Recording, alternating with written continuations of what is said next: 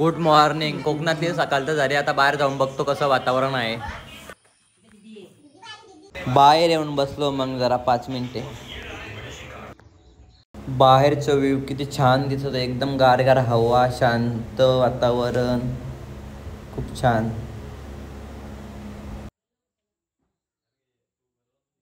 गणपतीपुळेला जायचं होतं तर फ्रेश वगैरे होऊन बसलो बाहेर. तर विराजची तयारी बाकी होती तर बाहेर बसलो वेट करत.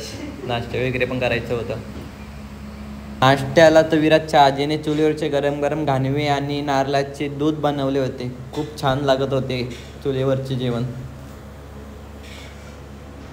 तो आता आम्ही निघालोय रेडी पेडी होऊन गणपतीपुळेला जायला. तर विराजचा मित्र बोलतोय बाईक आहे तर विराजच्या मित्राची बाईक घेऊन चाललोय गणपतीपुळेला. आता इथून तर 2 तासाचा प्रवास आहे. बघू पुढे पुढे काय होतं ते. विराजचं घर तर पूर्ण डोंगरावर होतं. वरून खाली उतरायला लागायचं. वारं खूप सुटलं होतं तर विराज सगळ्यांना बाय बाय करायला लागला. आम्हाला मित्राची बाईक पण घ्यायला जायचं होतं तर आम्हाला बसने जावं लागणार होतं. तर लवकरात लवकर गेलो. बस स्टॉपला पोहोचलं तर बस अर्ध्या तासामध्ये येणार होते. तर आम्ही फोटो वगैरे काढले. तर विराज बोलतो बाजूलाच खाडी आहे तर खाडीवरून 5 मिनिटांमध्ये जाऊन येऊ. तर तिकडे गेलो. आम्ही खाडीवर आलो आहे चिंबोरे पकडायला. बघा तुम्ही अशा कपड्यावर. ही आमची विराज दादाची बोट आहे. तर आता आम्ही थोड्या वेळात जाणार आहे. पण आम्हाला गणपतीपुळेला पण जायचे तर आम्ही कॅन्सल केला बोटीतून जायला. तर बघू आता चाललो आम्ही. बघा विराज पुढे पुढे, मी मागे मागे. मला काय माहीत नाही रस्ता म्हणून. बस तर आली मग निघालो आम्ही मित्राकडे बाईक घ्यायला.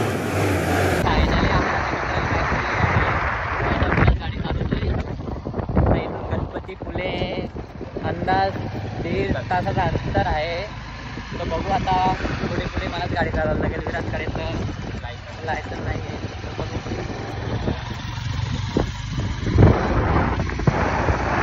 पहिले तर पेट्रोल फुल करून घेतलं भाईने. इकडे तर 30 किलोमीटर अंतरावर पेट्रोल मारतात पेट्रोल संपावं नाही म्हणून. मग पेट्रोल भरलं. Highway to highway. इकडचा व्ह्यू किती छान दिसत होता. समुद्राच्या लाटा येत होत्या तर खूप भारी वाटत होतं बघायला. असं वाटत होतं इथं राहावं. पण आम्ही थांबलो नाही. आम्हाला तिकडे लवकर चौकात पोहोचायचं होतं गणपतीपुळे. आता आम्ही पोचलोय बोटीच्या इथे. तर आम्हाला बोटीमधून गाडी टाकायला लागेल. म्हणजे गाडी घेऊन जायला लागेल. बघा बोट बघू शकता.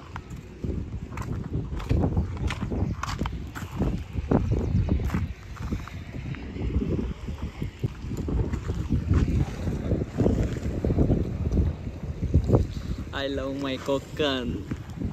बघू शकता तुम्ही किती छान दिसत आहे नजारा.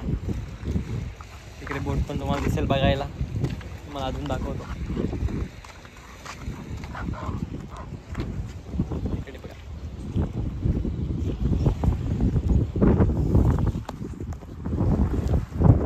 काढून झालो आम्ही बाईक बोटीमध्ये लावून.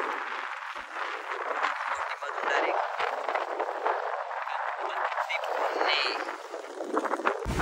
बाईक जस्ट लावलेले आहे आमच्या विराजने. किती छान दिसतोय हा व्ह्यू. ह्या बोटी खोल समुद्रात मच्छी पकडायला चालल्या होत्या. आम्हाला आता सोडलेला आहे. आता पाऊस पण खूप लागला आहे. तो आता गाडीने चालवणार आहे. तर आहे आपल्याकडे. तर इथून आता अर्ध्या तासाचा रस्ता आहे. फायनली गाडी घेतली चालवायला. सोपान भाई आमचं गाडी चालवतो आता.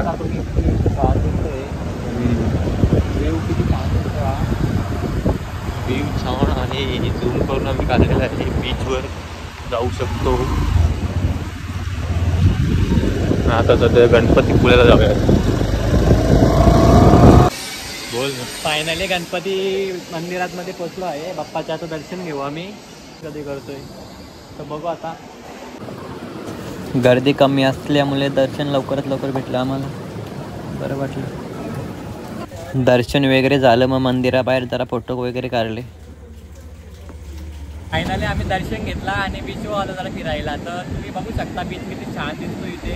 तो बघू शकता बघा.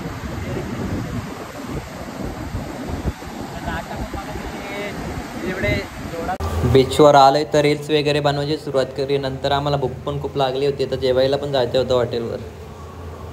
आलो आम्ही जायला. तर आता आम्हाला भूक लागली होती तर आम्ही आलोय हॉटेलवर जेवायला. मग विराज शेठ ऑर्डर देतोय ऑर्डर. बोलतोय काय ऑर्डर देऊ. तर मी त्याला सांगितला जे आज तुला वाटेल ते ऑर्डर दे तुझ्या इच्छानुसार. सो मी आज तो जे ऑर्डर करेल तेच मी खाणार. त्यासाठी काय पण.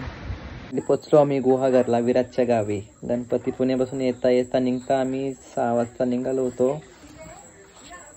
सो येता तर 8 वाजले. तो पाऊस पण खूप लागला होता. कसं तरी आलो आम्ही घरी. खूप दमलो आहे आता. झोपतो. इथे हा ब्लॉग एंड होत आहे.